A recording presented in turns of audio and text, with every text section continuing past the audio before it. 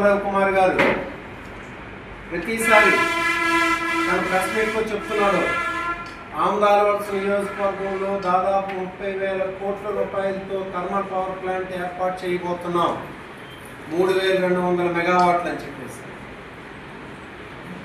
దాని గురించి అంటే ఆ పవర్ ప్లాంట్ వలన మానవాళికి, ఈ జిల్లా మనుగడికి ఎంత ప్రమాదం పొందుతుందో తెలియజేయడం కోసం ఈరోజు మీడియా ద్వారా ప్రజలందరికీ తెలియజేయడం కోసం ఈరోజు ఈ కార్యక్రమం, ఈ ప్రెస్ మీట్ అనేది ఏర్పాటు చేయడం జరిగింది. ఈ థర్మల్ పవర్ ప్లాంట్ అనేది ప్రపోజల్ ఎక్కడి నుండి సరబుజ్జిలి బూజ్య మధ్యలో ఒక 2,500 ఎకరాలంట సేకరిస్తారంట. దాని ప్రభావం మన జిల్లాలో 9 మండలాల మీద ఉంది. ఏదో ఆ గిరిజన ప్రాంతంలో ఉన్నటువంటి 10-15 గ్రామాలకే ఇది లిమిట్ అవ్వదు. ఈ జిల్లాలో సరబుజ్జిలి మండలం, బూర్జి మండలం, ఆమదాలవలస మండలం, ఎల్లన్పేట, తిరుమండలం, సంతకవిటి, శ్రీకాకుళం రూరల్, పాలకొండ, సీతంపేట ఈ మండలాల్లో ప్రజల తాలూకా జీవన విధానానికి, పంటలకి, భూముల తాలూకా విలువకి, వాతావరణంలో వచ్చినటువంటి మార్పులకి అన్నింటికి కూడా కారణమైనటువంటి ఏకైక ప్లాంట్ ఏదైనా ఉందని అంటే అది థర్మల్ పవర్ ప్లాంట్. అది మనం గమనించాలి. ఎందుకనంటే అత్యంత కాలుష్యం కలిగించినటువంటి పరిశ్రమలో, లేకపోతే ఇన్స్టిట్యూషన్స్, లేకపోతే ప్లాంట్స్ ఏవైనా ఉన్నాయనంటే థర్మల్ పవర్ ప్లాంట్స్ మాత్రమే. ఎందుకు? బొగ్గు ద్వారా థర్మల్ పవర్ ప్లాంట్స్ అనేది పవర్ని జనరేట్ చేస్తాయి. బొగ్గు ఉత్పాదకం. మనకి ప్యారిస్ సమ్మిట్ అని 2015లో, అలాగే బాకు సమ్మిట్ అని చెప్పేసి 2024లో జరిగాయి. దేనికోసం? గ్లోబల్ వార్మింగ్ని తగ్గించడం కోసం. గ్లోబల్ వార్మింగ్ అనేది ఎందుకంటే గ్లోబల్ వార్మింగ్ అని అంటే మనకి ప్రతి సంవత్సరం మన తాలూకు యావరేజ్ ఉష్ణోగ్రత అనేది పెరిగిపోతుంది అనమాట. ఆ పెరిగిపోయిన ఉష్ణోగ్రత అనేది 1.5 డిగ్రీల సెంటీగ్రేడ్ కన్నా ఎక్కువ పెరగకూడదు. అక్కడికి అది లిమిట్ చేద్దాం. దానికోసం ఐక్యరాజ్య సమితి ప్లస్ అన్ని దేశాలు కలిపి ఏ చర్యలు తీసుకోవాలా అని చెప్పేసి ఒక సమ్మిట్ని ఏర్పాటు చేయడం జరిగింది, ఒక సదస్సుని. అందులో 195 దేశాలు పాల్గొన్నాయి. ఆ ప్యారిస్ సమ్మిట్ అని దానిలో క్లియర్గా ఒకటి చెప్పారు, థర్మల్ పవర్ ప్లాంట్ల వలన మాత్రమే ఎక్కువ శాతం గ్లోబల్ వార్మింగ్ అనేది కారకాలు అవుతున్నాయి. సో 2030 కల్లా ప్రపంచంలో సగం థర్మల్ పవర్ ప్లాంట్లు క్లోజ్ చేద్దాం. 2050 కల్లా ప్రపంచంలో ఒక్క పవర్ ప్లాంట్ కూడా, థర్మల్ పవర్ ప్లాంట్ కూడా లేకుండా చేద్దామనే ఉద్దేశంతోనే ఏర్పాటు చేసినటువంటి సదస్సే ప్యారిస్ సమ్మిట్. దాదాపు ప్రతి దేశంలో కూడా 70% విద్యుత్ ఉత్పత్తి అనేది కేవలం థర్మల్ పవర్ ప్లాంట్ల ద్వారానే జరుగుతుంది. ఆ విద్యుత్ ఉత్పత్తి అనేది 2030 కల్లా 50% తగ్గించేయడానికి, 2050 కల్లా 0% చేసేయడానికి ఒప్పందాలు జరిగాయి. నేను ఇదంతా ఎందుకు చెప్తున్నానంటే ప్రపంచం మొత్తం వద్దనుకున్న పవర్ ప్లాంట్లు ఏమైనా ఉన్నాయంటే థర్మల్ పవర్ ప్లాంట్స్. దేశం మొత్తం వద్దనుకున్న పవర్ ప్లాంట్లు ఏమున్నాయంటే థర్మల్ పవర్ ప్లాంట్. కోన రవికుమార్ గారు డైరెక్ట్గా సూటుగా ఒకటే ప్రశ్నిస్తున్నాను, మన రాష్ట్రంలో ఏ జిల్లా అయినా థర్మల్ పవర్ ప్లాంట్ను కోరుకుంటుందా చెప్పమనండి. రాష్ట్రం కానీ, దేశం కానీ, ప్రపంచం కానీ, ఇతర ఏ జిల్లా కానీ వద్దనుకుంటున్నటువంటి థర్మల్ పవర్ ప్లాంట్ని తీసుకొచ్చి మన నెత్తి మీద రుద్దుతున్నాడు కోన రవికుమార్. దానికి ఏం చెప్తున్నాడు? అభివృద్ధి అని ఒక పేరు చెప్తున్నాడు అనమాట. ఆయన చేస్తున్న దాని వెనక భూదాహం, అలాగే బూడిద దాహం రెండు ఉన్నాయి అక్కడ. ఎందుకనంటే సంవత్సరానికి ఒక 200 నుండి 250 కోట్ల రూపాయల బూడిద అనేది దాని నుండి వస్తుందన్నమాట. ఆ బూడిద కోసం కోన రవికుమార్ ఈ పని చేస్తున్నారు. చంద్రబాబు నాయుడు గారికి వాళ్ళకి ఏం కావాలి? ఎక్కడో దగ్గర శ్రీకాకుళం జిల్లా అంటే ఎవడు అడగడు, వాళ్ళకేం తెలియదు. ఇలాంటి కోనరావు కుమార్ గారి వ్యక్తికి ఒక మాట చెప్పేస్తే అభివృద్ధి అనే ఒక మంత్రం చెప్తాడు అనే ఉద్దేశంతో ఇక్కడ ఏర్పాటు చేయడం జరుగుతుంది. అది ఇంకా డిపిఆర్ ప్రిపరేషన్ స్టేజ్లో మాత్రమే ఉంది. దానికి ఇంకేదో కోనరావు కుమార్ అంటున్నట్టు ఇంకేదో స్టేజ్లో లేదు. డిపిఆర్ ప్రిపరేషన్ స్టేజ్లో మాత్రమే ఈ థర్మల్ పవర్ ప్లాంట్ ప్రస్తుతానికి ఉంది. నేను జెన్కో వాళ్ళని కలిశాను, జెన్కో అధికారులతో కూడా మాట్లాడాను. నాకు తెలిసినటువంటి నా క్లాస్మేట్లు, నా సీనియర్లతో మాట్లాడితే వాళ్ళు డిపిఆర్ ప్రిపరేషన్ స్టేజ్లో మాత్రమే ఉంది అని చెప్పేసి తెలియజేశారు. ఒక్కసారి ఆలోచించండి, 3200 మెగావాట్లనంటే ఒక మెగావాట్కి ఒక సెకండ్కి 150 గ్రాముల బొగ్గు అవసరం. ఒక మెగావాట్కి ఒక సెకండ్కి 150 గ్రాములు.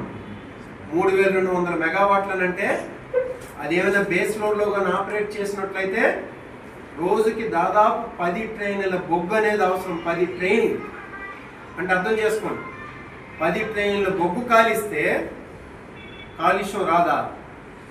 వేడి రాదా? గ్లోబల్ వార్మింగ్ రాదా? కోనరావు కుమార్ ఏమైనా ఆలోచనతోనే మాట్లాడుతున్నారు ఆయన. 10 ట్రైన్లు బొగ్గు కాలిస్తే బూడిద రాదా?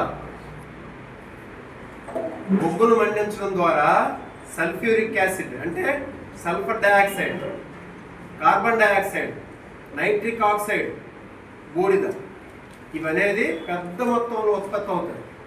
సల్ఫర్ డయాక్సైడ్, నైట్రిక్ ఆక్సైడ్ అనేవి వీటి వల్ల శ్వాసకోశ వ్యాధులు, గుండె జబ్బులు, క్యాన్సర్, భవిష్యత్ తరాలకు కూడా క్యారీ అయినటువంటి వ్యాధులు అనేకమైనటువంటి వస్తాయి. ఈ బూడిద అనేది గాలిలో దాదాపు 15 కిలోమీటర్ల వ్యాసంలో అంటే 15 కిలోమీటర్ల రేడియస్లో గాలి ఎటు వీస్తే అటు ప్రతిరోజు కూడా డిపాజిట్ అవుతుంది. అది బూడిద అనేది పంట పొలాల్లో ఆ బూడిద చేరితే బూడిదలో అనేక మెటాలిక్ డిపాజిట్స్ ఉంటాయి. మండిన తర్వాత శ్వాసకోశ వ్యాధులే కాదు, భూగర్భ జలాలు పాడైపోతాయి. ఆ బూడిద అనేది ఆకుల మీద చేరి ఫోటోసింథసిస్ జరగకుండా అంటే కిరణజన్య సంయోగక్రియ అంటారు, అది జరగకుండా పచ్చని తాలూకు పొలాలన్నీ కూడా అంటే పంటలు కూడా పాడైపోయే పరిస్థితి వస్తుంది. ఇంకా భూగర్భ జలాలు ఎప్పుడైతే కంటామినేట్ అవుతాయో మనం ఆ నీటినే తాగుతాం. మనం పశువులు కూడా ఆ నీటినే తాగుతాయి, పక్షులు కూడా ఆ నీటినే తాగుతాయి. ఏమవుతుంది అప్పుడు?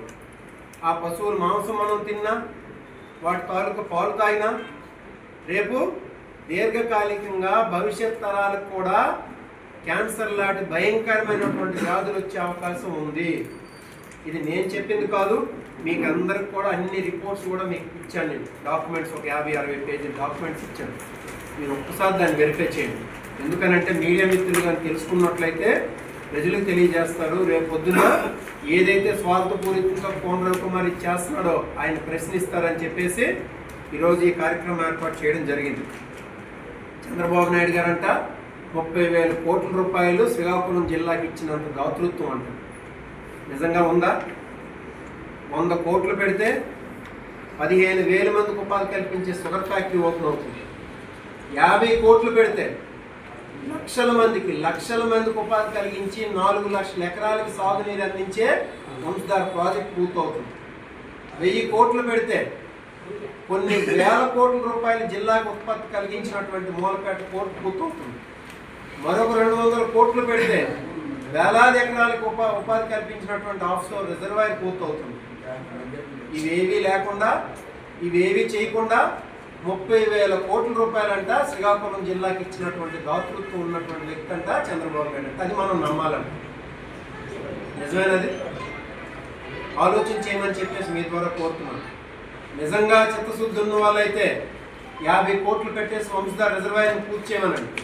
100 కోట్లు పెడితే మన ఆంధ్రలో షుగర్ ఫ్యాక్టరీ పూర్తవుతుంది, అది పూర్తి చేయమనండి. మూలపేట పోర్టు పూర్తి చేయమనండి. మొత్తం కలిపి 2,500-2,000 కోట్లు పెడితే లక్షలాది మందికి ఉపాధి కలుగుతుంది ఈ జిల్లాలో. ఇది గుర్తెరగాలి, నాయకులకు తెలియాలి, కోనరావు కుమార్కి ముఖ్యంగా తెలియాలి. అడ్డదిడ్డంగా వాదిస్తున్నాడు ఆయన, అడ్డదిడ్డంగా మాట్లాడుతున్నాడు. అవి కూడా చెప్తాను ఏం మాట్లాడుతున్నాడు అని చెప్పేసి. ఆయన నిజంగా చంద్రబాబు నాయుడు గారికి అభివృద్ధి కావాలి, థర్మల్ పవర్ ప్లాంట్ ద్వారా అభివృద్ధి సాధిస్తామని అనుకుంటే ఈ 30,000 కోట్ల రూపాయలు తీసుకెళ్ళి కుప్పంలో పెట్టుకుంటాడు, లేకపోతే తన మంగళగిరిలో పెట్టుకుంటాడు తీసుకెళ్ళి. శ్రీకాకుళం జిల్లాకి ఎవడు ఇచ్చినటువంటి చరిత్ర చంద్రబాబు నాయుడుకి లేదు. మీరు కావాలంటే గత చంద్రబాబు నాయుడు వాళ్ళకి చరిత్ర చూస్తే అర్థమవుతుంది. ఇంకా ఈ ప్రభావం అనేది ఏదో 1 కిలోమీటర్, ఎందుకంటే ప్రముఖంగా భూములు పోగొట్టుకున్న వాళ్ళు, ఊర్లు ఖాళీ చేసేవాళ్ళు ఆ గిరిజనులు, అక్కడ ఉన్నటువంటి 15-20 గ్రామాలు, వాళ్ళు భూములు కోల్పోయి గ్రామాలు ఖాళీ చేయవలసిన పరిస్థితి వస్తే రేపొద్దున్న చుట్టూ 15 కిలోమీటర్ల రేడియస్లోనంటే మనకు 9 మండలాలు కవర్ అవుతున్నాయి. నేను ఇప్పుడు చెప్పినటువంటి 9 మండలాలు: ఊర్జ, సరుబుజ్జిలి, ఆంధ్రాల వలస, శ్రీకాకుళం, భవనం, సంతకావిటి, పాలకొండ, సీతంపేట, ఎల్లంపేట, ఇరమండలం. ఈ మండలాల్లో ఉన్నటువంటి ప్రజలందరూ కూడా అనారోగ్యం బారిన పడతారు. వాళ్ళ భూముల విలువ తగ్గిపోతుంది, పంటలు పండవు, రోగాలు వస్తాయి. ఇది అనేది ఖచ్చితంగా నేను చెప్తున్నాను. ఎన్ని మీరు స్టడీస్ చేసినా ఇది ఖచ్చితంగా ఇది జరిగే విషయం. కంటామినేషన్ వల్ల, కాలుష్యం వల్ల ఈ ప్రభావాలు అన్నీ కూడా ఈ 9 మండలాల ప్రజలకు ఉంటుంది. రేపు పొద్దున్న ఈ 9 మండలాల్లో కూడా ప్రతి గ్రామానికి వెళ్ళి వాళ్ళు ఎలా చేస్తా ఉన్నారు, థర్మల్ పవర్ ప్లాంట్ ఉద్యమం చేసుకున్నటువంటి ఒక పోరాట కమిటీగా ఏర్పడి వాళ్ళు చేస్తా ఉన్నారు.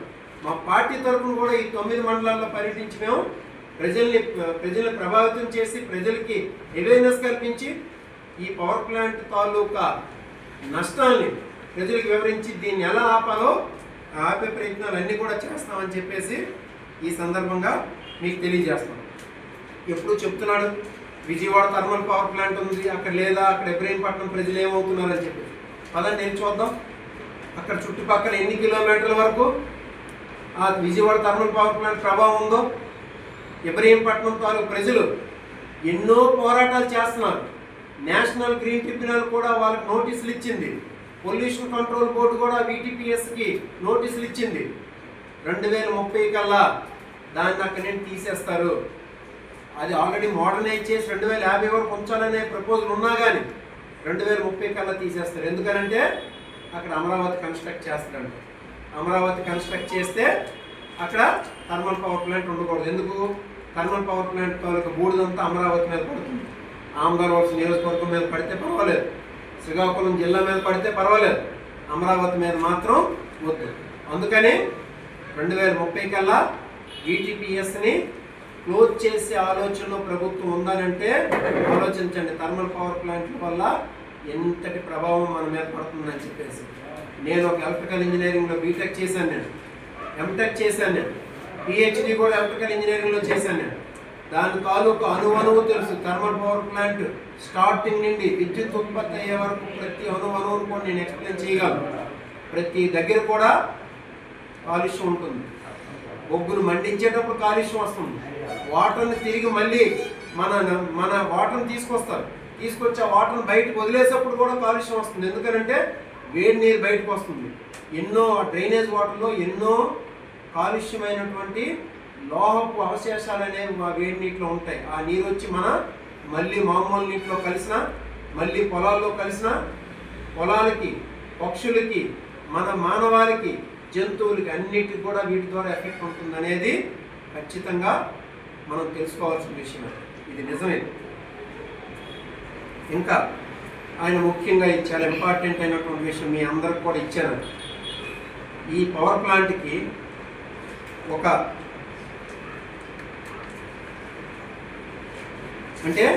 ఒక thermal power plant 3200 megawatt thermal power plant అక్కడ ఏర్పాటు చేయాలనంటే దాదాపు 4 నుండి 5 TMCల వాటర్ అనేది అక్కడ అవసరం. ఎందుకు? థర్మల్ పవర్ ప్లాంట్ తాలూకు పని ఏంటి? బొగ్గుని మండిస్తారు. దేన్ని మండిస్తారు? వాటర్ని బాయిల్ చేస్తారు. వాటర్ని బాయిల్ చేయడం ద్వారా స్టీమ్ని ప్రొడ్యూస్ చేస్తారు. ఆ స్టీమ్ని హై ప్రెషర్ ఉన్నటువంటి ఒక వెసల్స్ ద్వారా టర్బైన్స్ మీద పెనిట్రేట్ చేసి అప్పుడు టర్బైన్ రొటేట్ చేసి ఎలక్ట్రిసిటీని జనరేట్ చేస్తారు. అంటే వాటర్ అనేది పెద్ద మొత్తంలో అవసరం. అది ఎంత? ఈవెన్ టౌన్షిప్ తర్వాత విషయం, అక్కడ కన్స్ట్రక్ట్ చేసే టౌన్షిప్కి ఎంత అవసరం అవుతుందో తర్వాత చూద్దాం. కానీ 4 నుండి 5 TMCలు వాటర్ అనేది 3200 మెగావాట్ల థర్మల్ పవర్ ప్లాంట్కి అవసరం. ఎక్కడి నుంచి తెస్తారండి మీరు వాటర్? చెప్పండి. వంశధారలో ఉన్నటువంటి వాటర్ ఎంత? మనకి ఒరిస్సాకి తగువులు క్లియర్ అయితే, ఇంకా తగువులు ఇప్పటికీ ఉన్నాయి. ఎందుకు? 2022లో వంశధార ట్రిబ్యునల్ క్లోజ్ చేసిన, తీర్పిచ్చిన, మళ్ళీ ఒరిస్సా గవర్నమెంట్ సుప్రీంకోర్టులో స్పెషల్ లీవ్ పిటిషన్ వేసింది. అంటే వంశధార ట్రిబ్యునల్ ఇచ్చినటువంటి తీర్పు మాకు అనుకూలంగా లేదు. వంశధార ట్రిబ్యునల్ తీర్పు ప్రకారం ఏంటవుద్ది, 100-110 టీఎంసీలు వాటర్ ఉంటే దాన్ని మీరు ఒరిస్సా ప్రభుత్వం ఆంధ్రప్రదేశ్ ప్రభుత్వం అనేది సగం సర్దుకోండి. ఆంధ్రప్రదేశ్ రాష్ట్రం ఒరిస్సా రాష్ట్రం సగం సర్దుకొని వినియోగించుకోండి అని చెప్పేసి తెలియజేయడం జరిగింది. అంటే మనకు వచ్చే వాటర్ అంతా 50 నుండి 55 టీఎంసీలు వాటర్ అనేది మనకు వస్తుంది. మనకు వచ్చే వాటర్ అది ఎప్పుడది నేరడ్ బ్యారేజ్ కన్స్ట్రక్ట్ చేస్తే, నేరడ్ బ్యారేజ్ ఈ రోజు నేరడ్ బ్యారేజ్ స్టార్ట్ చేస్తే 10 సంవత్సరాలు పడుతుంది. అది ఈ రోజు సుప్రీంకోర్టు తీర్పిచ్చి ఒరిస్సా ప్రభుత్వంతో ఉన్నటువంటి ఆ తగువులన్నీ పోతే మనకు 10 సంవత్సరాలు పడుతుంది. అంటే అర్థం చేసుకోండి, ఆ నేరడ్ బ్యారేజ్ కన్స్ట్రక్ట్ చేసిన తర్వాత మనకి 50 నుండి 55 టీఎంసీలు వాటర్ అనేది మనం ఉపయోగించుకోగలుగుతాం. మనకు తెలుసు వంశధార ఆయకట్టు కింద, వంశధార లెఫ్ట్ మెయిన్ కెనాల్ కింద 1,50,000 ఎకరాలు, రైట్ మెయిన్ కెనాల్ కింద 80,000 ఎకరాలు, ఫ్లడ్ ఫ్లో కెనాల్ కింద 20,000 ఎకరాలు, నెక్స్ట్ ఏమో మన హై లెవెల్ కెనాల్ కింద 10,000 ఎకరాలు, ఇంకా మన నారాయణపురం ఏది ఆనకట్టు కింద అంటే ఏంటి వంశధార నాగవల అనుసంధానం కింద ఉన్నటువంటి ఇంకొక 50,000 ఎకరాలు.